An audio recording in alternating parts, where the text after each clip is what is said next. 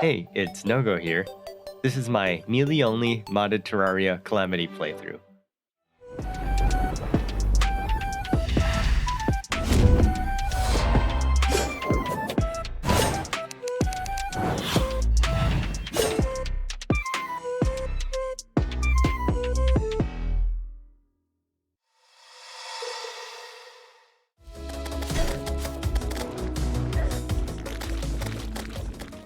So, what exactly is the melee-only Terraria Calamity playthrough about?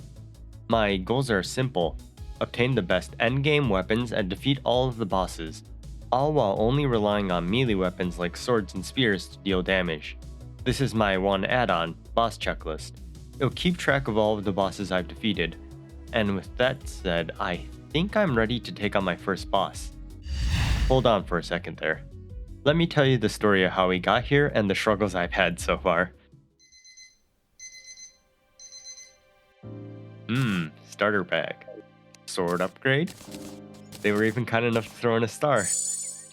I'm going to be playing on Revengeance mode, which means increased damage and health of bosses, new attacks for bosses, lifesteal is less effective, certain enemies and projectiles deal 10 to 25% more damage, which means I'm gonna die.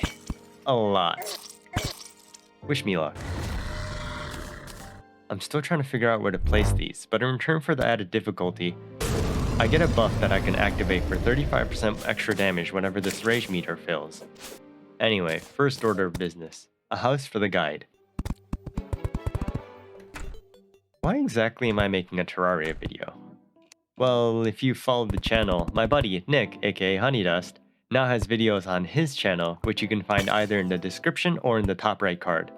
We're doing a Terraria series in which we're trying to craft the Soul of Eternity, an item which takes more than 1,500 unique items and steps to make. We'll see how that goes. But yeah, I've been getting that Terraria itch, you know? You want to play an RPG game and get some cool weapons, the sort. So I've started this solo series. And if you haven't noticed, the start of this will just be me mining and exploring. Let me show you why. Yeah, that's 176 damage. Might I remind you I only have 100 max HP right now? So if I even want a chance at defeating a single boss, I'm gonna have to obtain the best weapons, armors, accessories, and certainly not least, get more HP. I'm gonna be dying a lot in the meantime. And I'm going to need some help from the NPCs to accomplish my goal. So I need to build some houses for them to move in as well. House, house, house, house. And let's use this nice little valley as my workshop and storage area. Wait, but you're not gonna leave it just like that, right? Maybe some walls, some doors, I don't know, a roof maybe? Not gonna regret this later, right? Hey, Rainhound. Looking pretty good. Okay, there are way too many zombies here. And he's gone. Off to his next adventure. Oh. So let's talk about a first goal. I want to take down the Desert Scourge. He's the first boss that gives a reasonable upgrade to our weaponry. But he isn't exactly a pushover. What exactly is the best weapon and armor that I can get right now?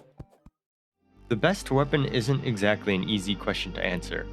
I think most people would think of the Enchanted Sword, a weapon that shoots a magic sword projectile after its swing. While it is an incredibly powerful weapon, I want to make sure that the first boss is defeated without relying on projectiles. So let's rule that out. That's why the houses from earlier were important. I got the Demolitionist to move in. If I get enough dynamite, I could break 2 shadow orbs at a 20% chance of obtaining a ball of hurt. A simple flail. Ew, a ranged weapon. A shadow orb. Useful, but not quite what I was looking for. Luckily, since I had the merchant move in, I could purchase an equally powerful spear, the Rotten Fork. This weapon applies burning blood, which applies 25 damage a second.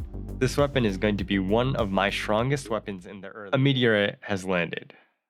Okay, saver it is. Oh yeah, with the Evanstone I just broke, I did some work on making the workshop area a lot nicer, though I got bored right away. I explored the surface to see where the meteorite landed. Left side jungle and ocean, right side dungeon and sulfuric sea. I finally got enough materials to make this armor, Wolfram armor, not to be confused with Wolfram Alpha. Plus 6 defense, 3% crit chance, 5% move speed, and a 10% increased melee damage. I could spend a lot longer mining and get the platinum armor, which has a whopping 20 defense, but I'm not quite patient enough, and I do enjoy the damage bonus. And meteor? And the big question, purple, yellow, purple, yellow. This is a massive upgrade. My previous best weapon did 20 melee damage, and the Phase Saber does a whopping 50, more than double. And with that said, I think I'm ready to take on my first boss. Find out next time who comes out on top, Desert Worm or Rain Hat Boy.